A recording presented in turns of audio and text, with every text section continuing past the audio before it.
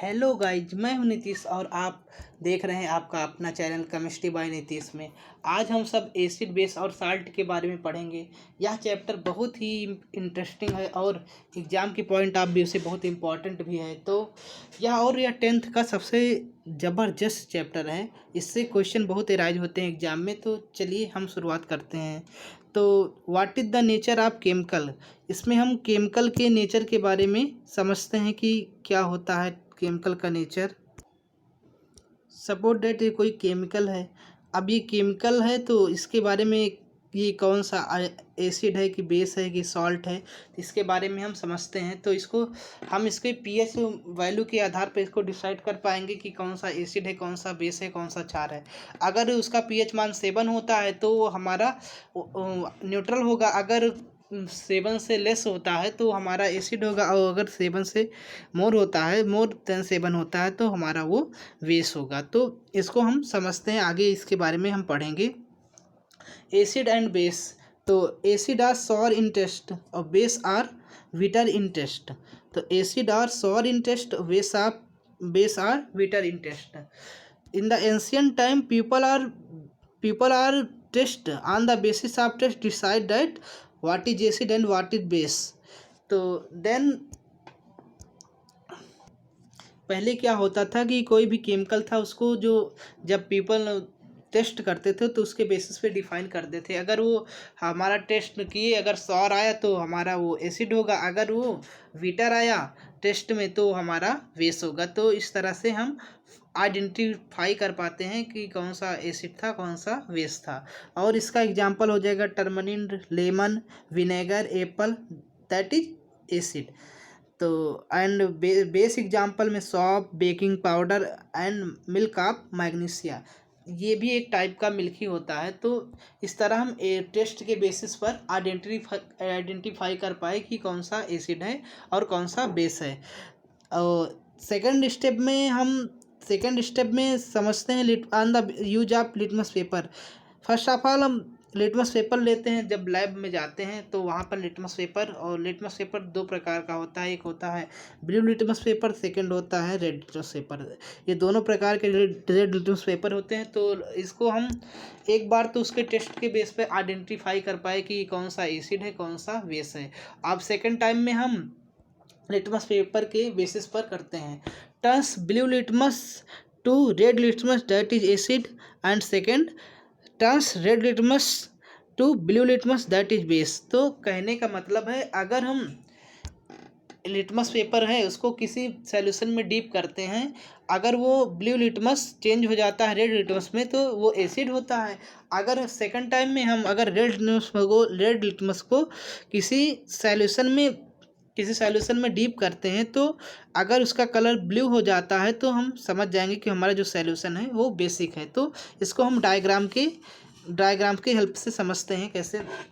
Suppose date here is blue litmus paper एक type का paper होता है। ये ब्लू लिटमस लिए, अगर एसिड और ब्लू लिटमस लिए और उसको किसी सॉल्यूशन में डीप किए, अगर उसका कलर चेंज हो जाता है, ब्लू लिटमस चेंज हो जाता है रेड लिटमस में, तो दैट इज एसिड।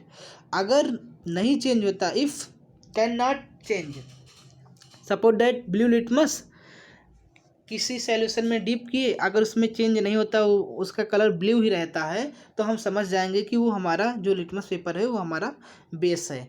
तो इस तरह हम लिटमस पेपर से भी आइडेंटिफाई कर पाए कि कौन सा एसिड है, कौन सा बेस है। तो रेड लिटमस पेपर में अब सेकंड टाइम में हम देखते हैं, जब रेड लिटमस पेपर लेते हैं और किस सॉल्यूशन में डीप करते हैं और उसका कलर वही रहता है जो पहले रेड लिटमस ही रहता है, मतलब रेड ही रहता है, कोई चेंज नहीं होता है, तो वो हमारा जो सॉल्यूशन होगा वो हमारा एसिडिक होगा। और इसी तरह सेकंड टाइम जब हम लेते हैं और किसी सॉल्यूशन में डीप करते हैं, जब डीप करते हैं तो उसका कलर ब्लू हो जाता है। अगर वो ब्लू में चेंज होता है, रेड वाला अगर ब्लू में चेंज हो जाता है तो हमारा जो सॉल्यूशन होगा वो हमारा बेस होगा। तो इस तरह हम रेड लिटमस और ब्लू लिटमस को एक एक बार एक्सपेरिमेंट करके समझ गए और एसिड और बेस को अच्छे से आइडेंटिफाई कर पाए। इसके बाद हम थर्ड स्टेप में क्या करते हैं, आर्हीनियस साइंटिस्ट के अनुसार जो आर्हीनियस साइंटिस्ट थे बहुत ही ग्रेट साइंटिस्ट थे, आपने इनके बारे में अच्छे से जाना होगा। तो इन्होंने अपनी अलग थ्योरी दी है एसिड और बेस को आइडेंटिफाई करने के लिए। तो इनकी थ्योरी को हम पढ़ते हैं। पहले तो those chemical which form H plus ion in the aqueous solution that is called acid or dissolve in water release H plus ion। और सेकंड में बेस में है those chemical which give OH minus ion in the aqueous solution that is called base or dissolve in water release OH minus ion। तो इनके कहने का मतलब है suppose that any reaction take place और as like HCl sign of arrow dissociate हो जाएगी H plus और Cl माइनस में।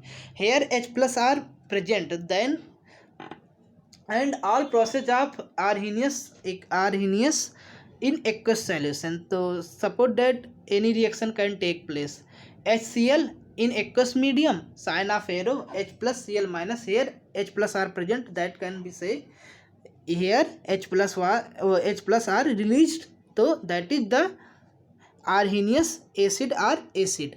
and second time like NaOH in aqueous medium ये रिएक्शन के बाद डिसोसिएट हो जाएगा Na प्लस और OH माइनस में। तो here OH minus are present then we can say that is base.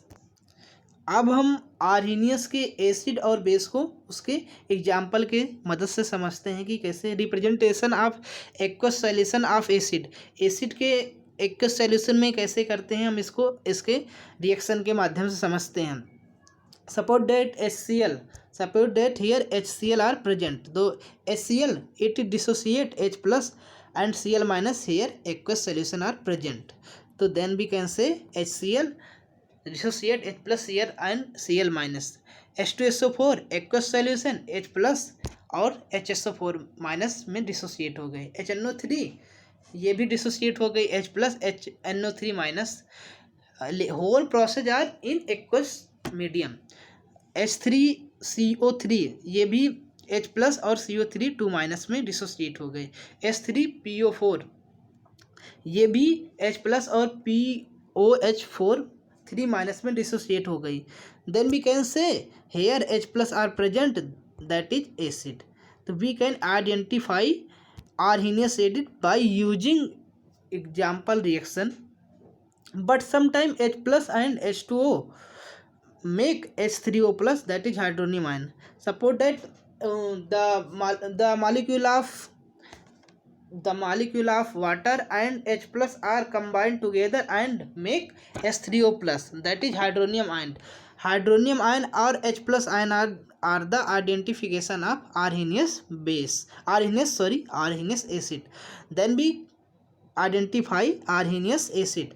After that representation of aqueous solution of base, how can be identify it?